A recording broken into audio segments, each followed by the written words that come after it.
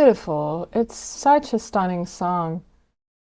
Hello everyone and welcome back to my channel. My name is Melinda Reaper. I am a filmmaker who also happens to really enjoy music videos and reacting to them here on YouTube. So I just found out that the video for The Sound of Silence by Disturbed has over 1 billion views, which is just insane. And I actually don't think I've ever seen this video. It was released in 2015, and I am just really intrigued to check it out. And it's on 4K, so that's always a good thing. And yeah, let's just go watch it. Just as a reminder, if you're here for a music reaction, I don't necessarily react to the music. What I do here on this channel is more of like a deconstruction and analysis of a music video and how it works together with the music so well to create this package that we all love. All right, I'm really excited to take a look at this one. Let's dive into it.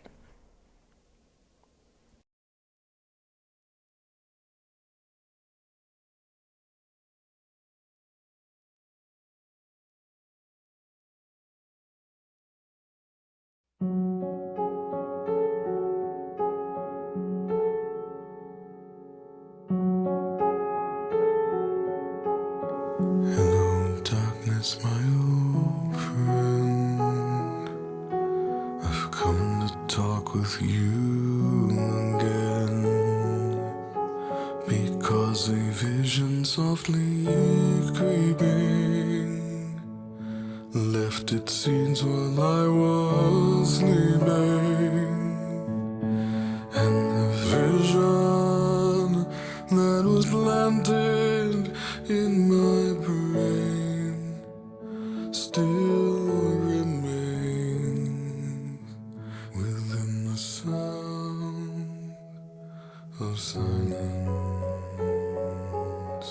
In restless dreams I walked alone, narrow streets of cobblestone. Oh, it's such a beautiful song. So I saw Disturbed live last year, and David Draymond really has a beautiful voice live as well. So it's such a touching song, this specifically. Let's talk a little bit about the video, shall we? Because there's some beautiful stuff going on. First of all, I wanted to say is that the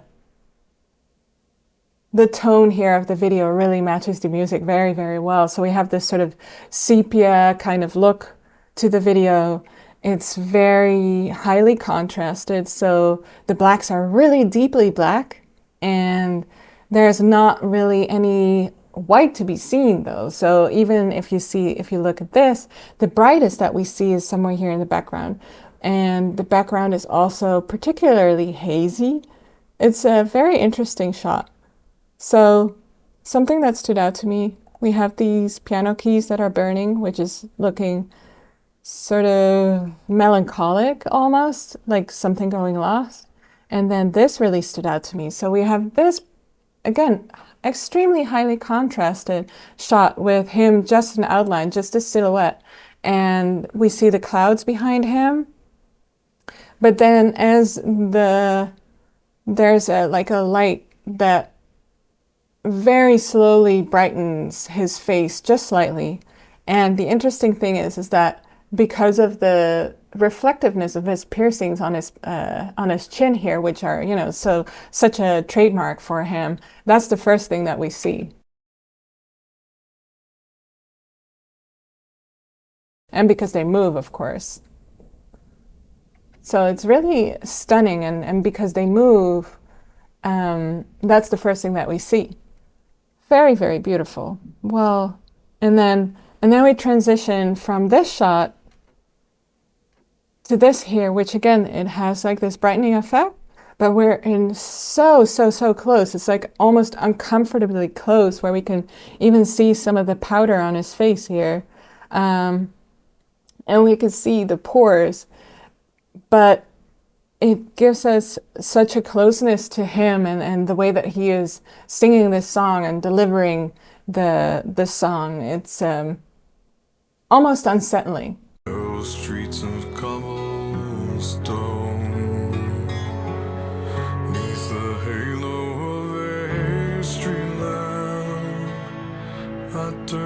color to the cold and damp. When my eyes were stabbed by the flash of a neon light that split the night and touched the sound. I would actually guess that maybe they shot this in front of a green screen because those clouds behind him are very consistent and the outline is very strong. And then also this potentially may have been shot in front of a green screen as well, where we can see that this here, like the hill or sort of the ground is sort of very strongly outlined as one, then this would be an image. And that's very possible. And the reason why it made me think that is because of this one. And what's interesting here is, again, they have pumped the contrast so high, is that here, whatever this background is actually being superimposed on the guitar as well. So it's a very surreal effect almost. And also we have here, we're looking at sort of through a bush or something to see this guy walk over the hills. What an unusual look. Touch the sound of silence,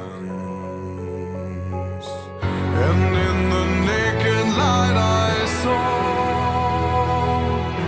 10,000 people, maybe more, people talking without speaking, people hearing without. Whoa. It's a beautiful progression where, you know, the music intensifies, and that's where really these surrealist elements really are amplified. Because my goodness. So here, I think perhaps either this was added in post or we're using, perhaps they put a little bit of Vaseline on the lens to sort of obscure this stuff. That's a trick that some DPs will use on a camera or on the lens to give that effect of like the dreaminess or haziness or even the tilt shift effect. Really stunning, again, with such a high contrast, and he's on a road here. And then we have this beautiful close-up of him, and then we see this. Now, my goodness, what a shot. So dark and so moody and atmospheric. We have all of these figures on this landscape on their knees, and they're writing something is what's revealed in the next shot. We have the beautiful, very soft reflection of the sky, as well as these figures in the water. Very unusual, very sort of surreal. And if you know me, I love surrealism. So this, and it's sort of a quiet surrealism too, where it's not, it's a little dreamy. And then here too, this really adds to that surrealism as well. So they've sort of overlaid these two shots, sort of melded into each other with a lens flare here, as well as the clouds behind them. Again, very surreal because of the tone as well. It's sort of this sort of, it's not quite gray and white because it's sort of brown sepia-ish.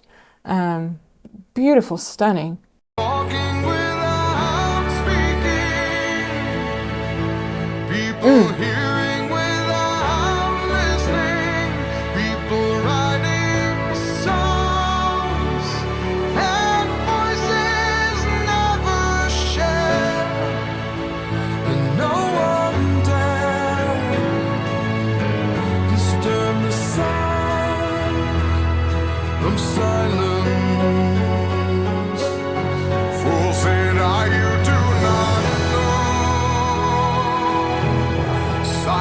Like a cancer grows. Hear my words and I might teach you. Take my arms and I might reach you. But my words, like silent raindrops fell. Oh, beautiful.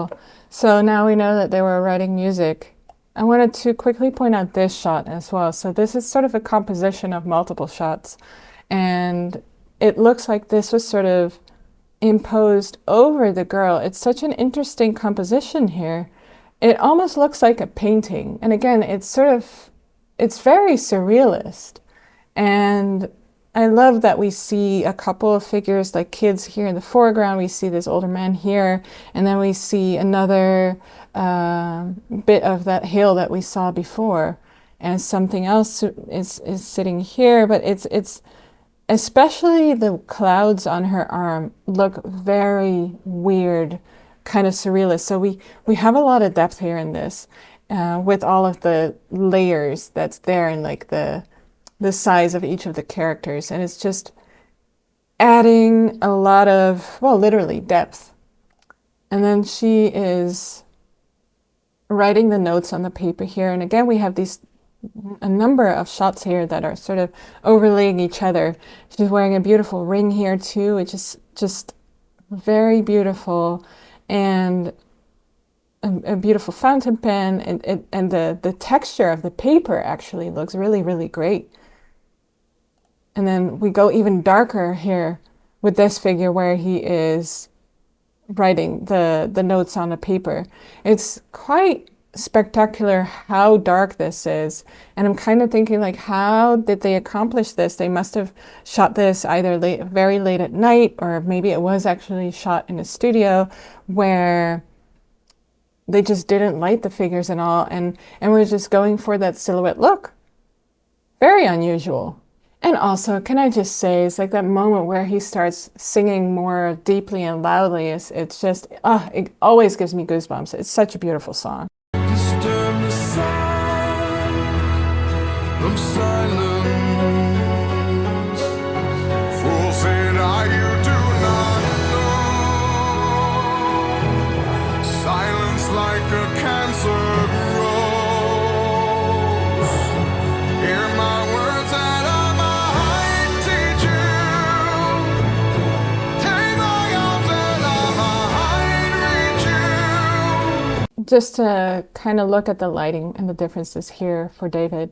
So here we're sort of working with that same setup as we saw previously, but here the light is sort of coming from this direction, from here up left, and it's hitting his forehead, and it's casting very dark shadows around his eyes, which means we can't even see his eyes, which, especially for this moment of the song, again, we're really close, but we still can see him. It feels obscured and sort of like he's not showing us all of himself. It again feels like it fits so well with the music. And then here, the light is coming from a slightly different direction. It's more coming from the front here, where we do get to see his eyes a little bit better, but it's still not much better. And then in this final one of this sort of triptych of shots from, as he's singing, his face is more revealed now because the light is actually hitting his nose. As you can see, that's where the most light hits. So they have repositioned it a couple times to illuminate him a little bit better, and that really fits the progression of the song, where it's growing bigger and bigger and bigger, and we started where we couldn't see him, and then by the end we do see him, and it's that sort of subliminal thing where you can't really feel, you don't really know why the video is like making you extra emotional, but that's how unconsciously it adds to the emotion of the song, and this is very effective.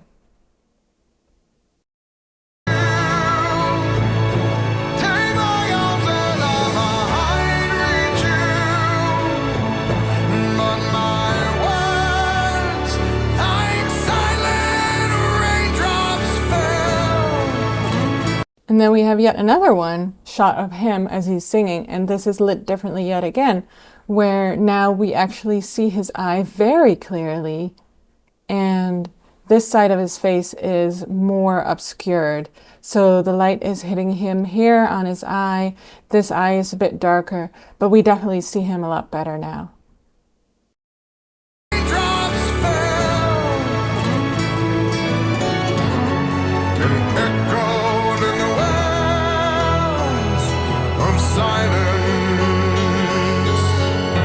and the people bowed and prayed to the neon god they made, and the sign flashed out his warning, and the words that it was forming, and the sign said the words of the prophets are written on the subway walls and tenement halls, and whispered in the sound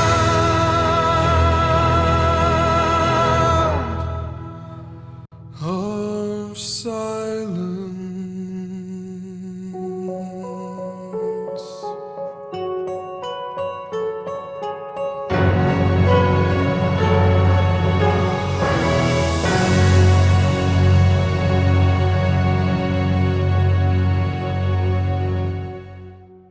Oh, beautiful. It's such a stunning song. Just wanted to go back because I was making that point about the lighting on his face. And there's actually a couple more setups that, I didn't want to interrupt anymore. So I wanted to just go back and talk a little bit more about that too. This moment here, he retreats further. So we have an even more, like the way that he is singing is like smaller, it's like deeper, it's more, it's really fitting because the light here is even darker, and it's like he is telling us a secret, right? Like the light's only here, we see his mouth only slightly, we see his nose, and we see his eyes, but that's it. Like everything else is so dark. And then there's another moment where this is where he starts to sing more roughly, and again the light is very different, like it's hitting him from the top again, but also notice how the background has changed and how this seems to have more grit to it. So, and there was some flickering as well, which is incredible, and it's, again, so fitting, and it's remarkable how they've been able to tell a story almost just with the lighting of his face. Very cool. And then we have this one, which there's barely any light at all. So he is very, very, very dark here. And because it's so dark, you can see that there's a lot of grain in the footage here. It's barely even like sharp. We don't see as much detail on his skin anymore, and that's because it's very hard to actually shoot in such dark circumstances. So the camera is probably struggling here, and it does fit really well because this is also like signaling sort of that we're heading towards the end, so we're actually like pulling back from him. And I haven't even talked about all the other things that are going on in this video. We have this beautiful shot here on what looks like the same hill, but I don't think that it is. But we have all of these figures here that are waiting with their, sheets of music. And the creepy reflection here, like I find this to be almost like a horror film. It's very, very beautiful. And we have this one here too. It's almost, and I'm guessing, especially with the ending where we see the little boat go to the shore with these people, that it's sort of the underworld where these people are moving from our plane of existence to the next. And because that's often the symbolism, right? It's like the river Styx. So these figures really look sort of ghostly, and this is what I mean. And it's reminding me a little bit of the style of videos that we've seen with Nightwish, specifically the one for the Islander, where It has an almost sort of cartoony effect to it, or not quite cartoony, but a little bit like a children's book or like miniature effect. It's really beautiful. And then we close on these two shots where this little boat with the ghostly figures is moving towards us. And then the final one where the little boat is making it to these figures with their sheets of music here with the sun is and the sun is rising. It's very dark imagery and it is very, very beautiful. And I love its sort of dreamy, surrealist effect. Wow. Yeah, let me know what you think about this video. I didn't quite expect it to touch me so much, even though I know this song and I love this song and it's always very stirring whenever you hear it. But I hadn't seen the video before and I didn't think that it could add so much to the song. But that's the power of music videos, isn't it? So let me know your thoughts on this one, and maybe you know something about the video, like how it was made. I would love to know. And maybe there's a making of. If there is, please link it below. If you know any fans of, fellow fans of Disturbed that might enjoy this, or, some music channels or Reddits or Discords or whatever, feel free to share. And I hope you'll join me for the next one. Peace.